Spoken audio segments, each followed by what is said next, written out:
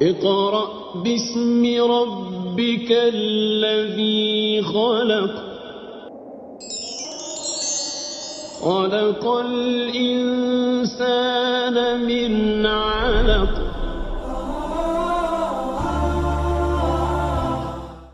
چونکہ ماہ مبارک رمضان ہے، اس لیے ہم اپنی گفتگو کا آغاز روزے سے کرتے ہیں، تبرکن۔ روزے کے جو فقہی احکام ہیں یا جو اس کے عرفانی پہلو ہیں وہ آنے والے دنوں میں بیان ہوں گے۔ آج فقط آیت صوم تلاوت کی جائے گی۔ آپ میں سے کون تلاوت کریں گے؟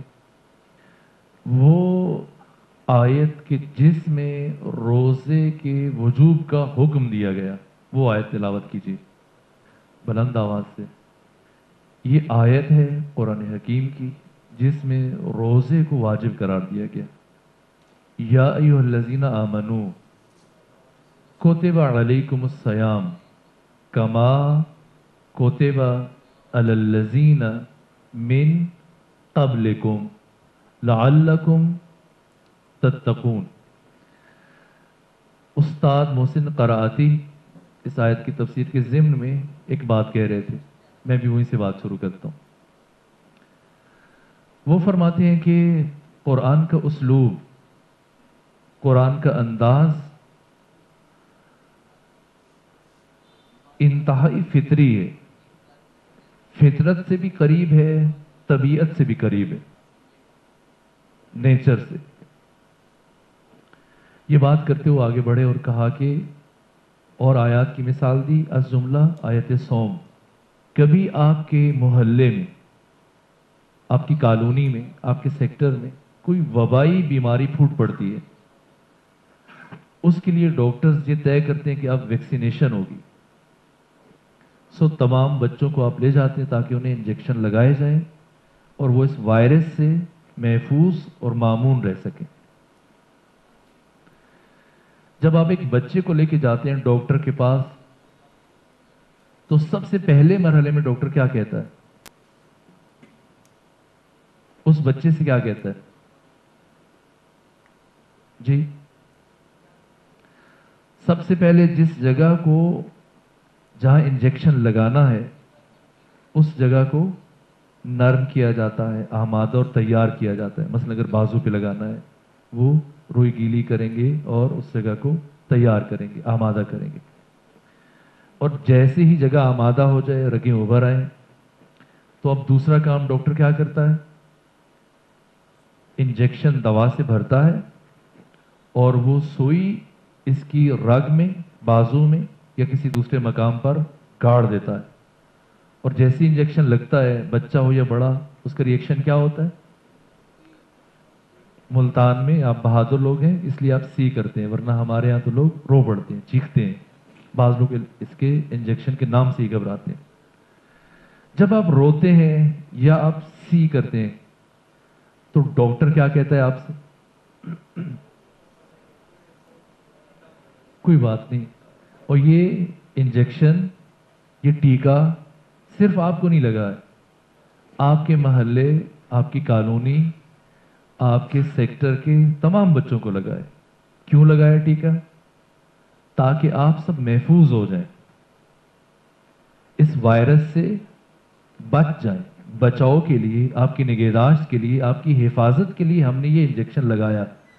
اگر یہ مثال پہنچی ہے تو اب آئیے ہم اس آیت کا معنی کرتے ہیں۔ دیکھیں، خدا جو ہماری روحوں کا طبیب ہے، جو ہمارے دلوں کا طبیب ہے، کیا انداز ہے، کیسی گفتگو کی گئی؟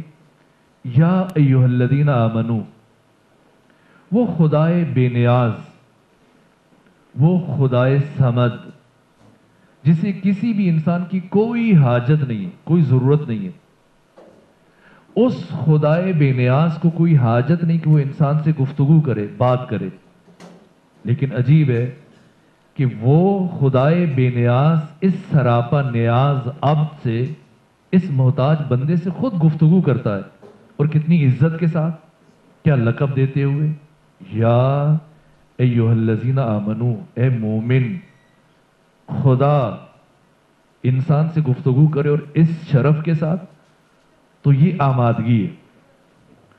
استاد محسن کراتی کہتے ہیں کہ اب اللہ نے عبد کو، بندے کو آمادہ کیا، جگہ نرم ہو گئی۔ جیسی مومن مطمئن ہوا، خوش ہوا، تو پروردگار نے ایک انجیکشن جس میں 30 روزے ان کا حکم منتقل کر رکھا تھا، اب وہ انجیکشن اٹھایا اور مومن کے وجود میں منتقل کر دیا۔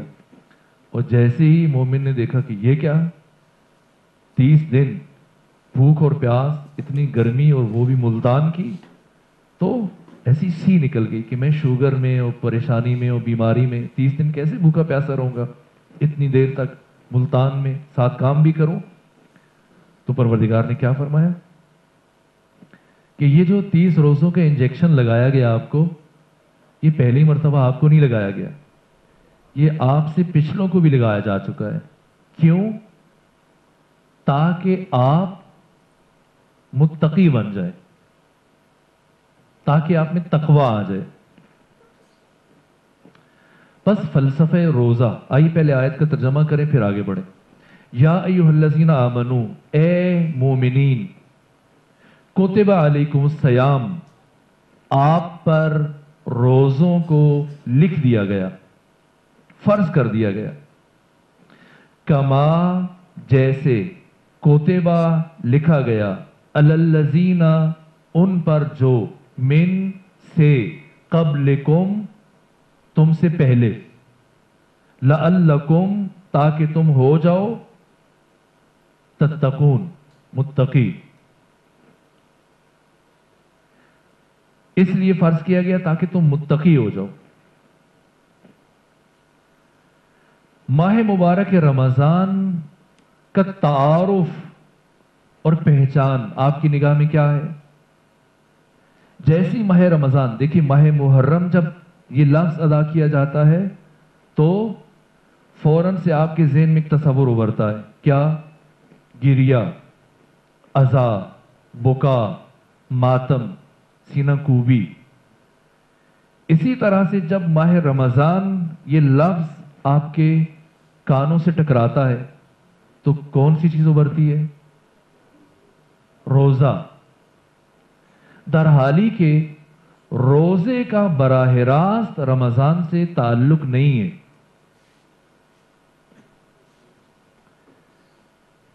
ماہ رمضان اور روزے کا براہ راست تعلق نہیں ہے۔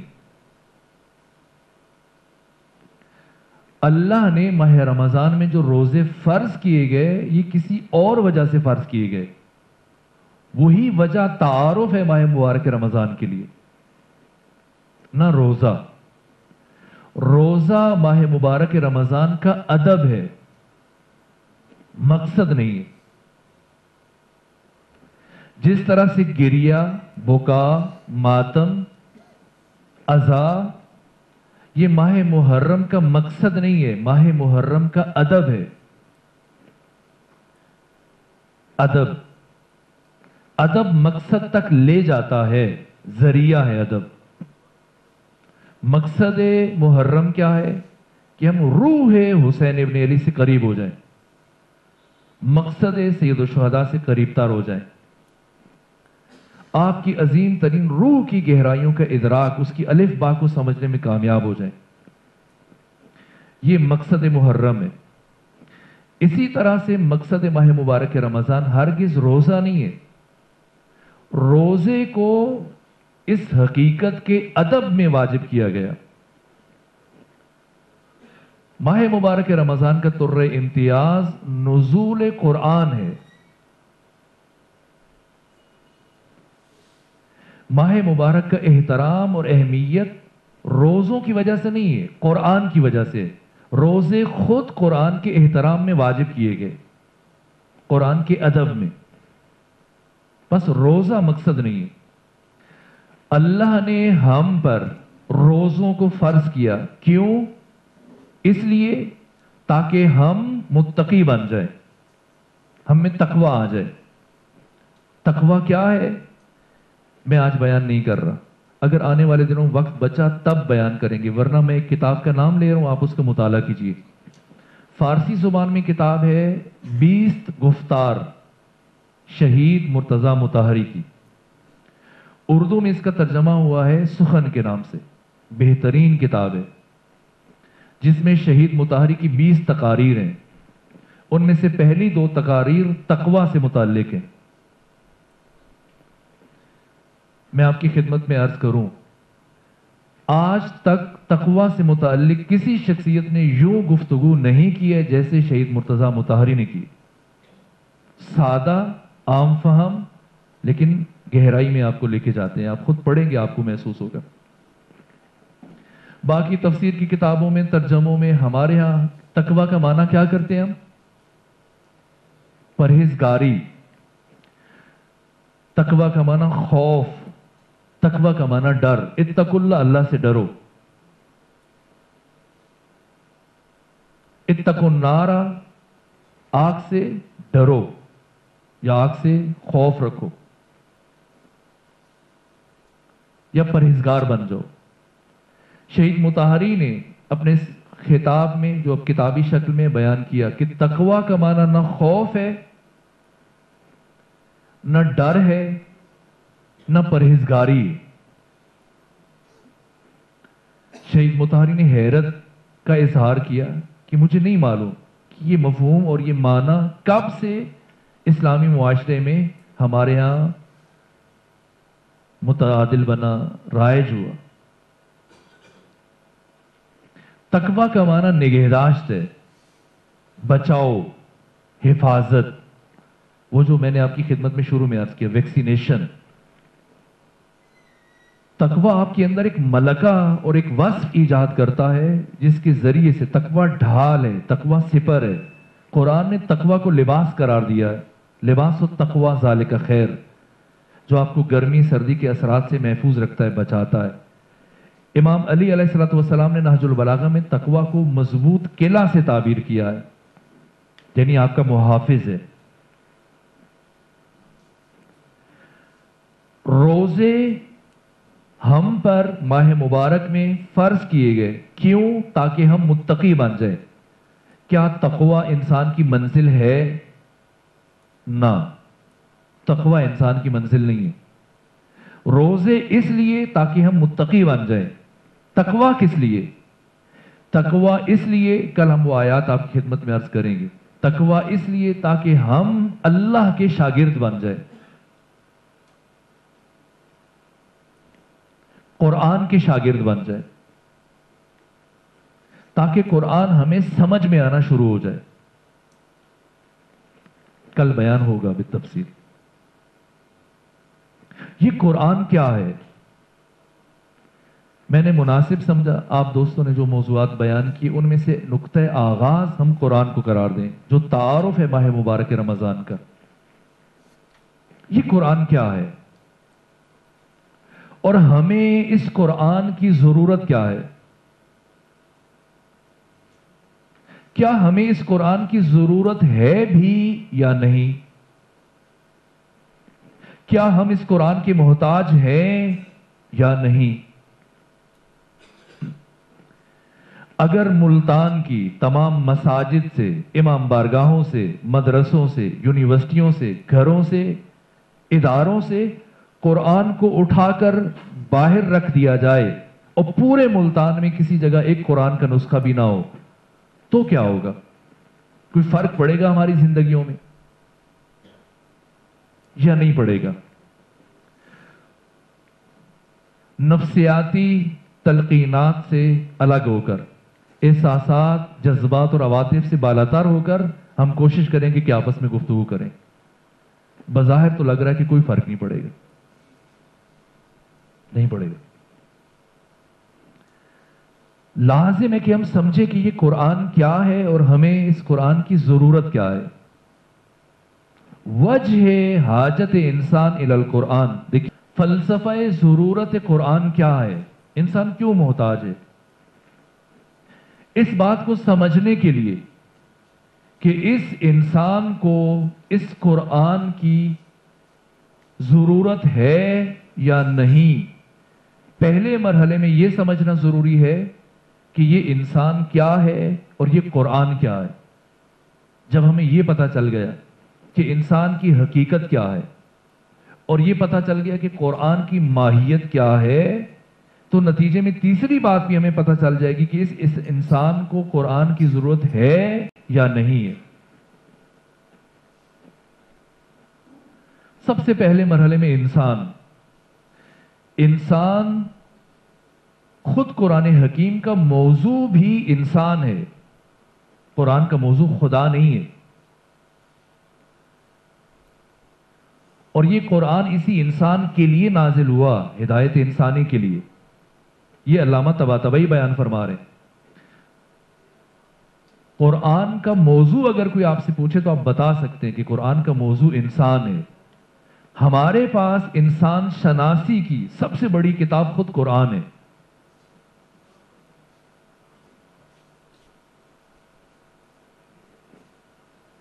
ہمارے پاس زیادہ وقت نہیں ہے، ورنہ انسان سے متعلق جو گفتگو کی گئی ہے، باقی جو مفکرین نے، دانشوروں نے بیان کیا، وہ عرض کریں۔ میں ایک کتاب کا نام لیتا ہوں جو اس صدی کی شورا آفاق کتاب ہے، دا میننگز آف لائف، جسے معروف فلسفی ہارٹنگٹن نے لکھا ہے۔ ہارٹنگٹن جو امریکہ کے جوان سال فلسفی تھے، 44 سال کی عمر میں ان کا انتقال ہوا۔ اپنی زندگی میں 2 سے 3 کتابیں لکھی ہیں انہوں نے۔ خود نظم نوین جہانی، نیو ورلڈ آرڈر کا نظریہ بھی ہارٹنگٹن نے دیا امریکہ کو، جس میں کہا کہ پچھلی صدی انگریزوں کی تھی، دنیا میں جو حاکمیت رہی انگریزوں کی، حالیہ صدی امریکہ کی ہے، اور آئندہ صدی، آنے والی صدی اسلام کی ہے۔ اگر امریکہ چاہتا ہے کہ آئندہ بھی اقوام عالم کا مستقبل اس کے ہاتھوں میں رہے، تو اس کے لیے ضروری ہے کہ مسلمانوں کو قرآن سے دور رکھے۔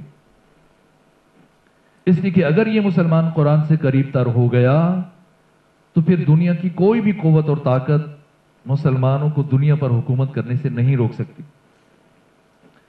یہ ہارٹنگٹن ان کی کتاب ہے دا میننگز آف لائف، جس میں انہوں نے Russell, sir Francis Younghusband, sir William Jeans, Hegel, Kant, Descartes, دنیا کے جو بڑے بڑے فلسفی تھے خود یورپ کے، ان کے نظریات کو رد کیا اور خود اپنی فکر اور اپنے نظریے کو بیان کیا۔ عالمی سطح پر اس کتاب کو پذیرائی ملی۔ ایک مرتبہ علمی افق پر دنیا کی بڑی درسگاہوں میں یہ کتاب چھا گئی، کیلیفورنیا میں، آکسفورڈ میں، ہارورڈ یونیورسٹی میں، کیمبرج میں اور بڑی درسگاہوں میں تدریس ہونے لگی۔ یہ 42 سال کی عمر میں لکھی ہے انہوں نے کتاب دا میننگز آف لائف۔ اس کے شروع میں انہوں نے ایک جملہ کہا آغاز میں کہ اکثر لوگ زندگی گزارتے ہیں، زندگی کیا ہے اور زندگی کی حقیقت کیا ہے یہ بہت کم لوگوں کو معلوم ہے۔ اس لیے کہ حیات انسانی کو سمجھنے کے لیے پہلے خود انسان کو سمجھنا ضروری ہے، اور انسان اس کائنات میں وجود ناشناختہ ہے۔ اس کے بعد انہوں نے اپنی پوری کتاب میں کوشش کی، بہت بڑی کوشش کی، لیکن کتاب کو پڑھنے کے بعد انسان مرحلہ یقین میں داخل نہیں ہوتا۔ جو حیرت آغاز میں ہوتی ہے وہ حیرت اور بڑھ جاتی، انسان شک و ریب کی کیفیت سے باہر نہیں آ پاتا۔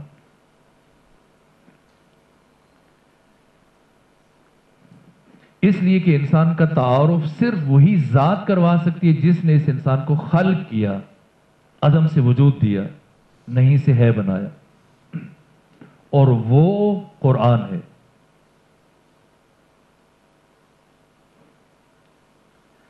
قرآن نے پورے اختصار کے باوجود جس طرح سے انسان کو پہچانوایا ہے اور انسان کا تعارف کروایا ہے، دنیا کے تمام دانشور مل کر بھی اس کا عشر اشیر بیان نہیں کر سکے۔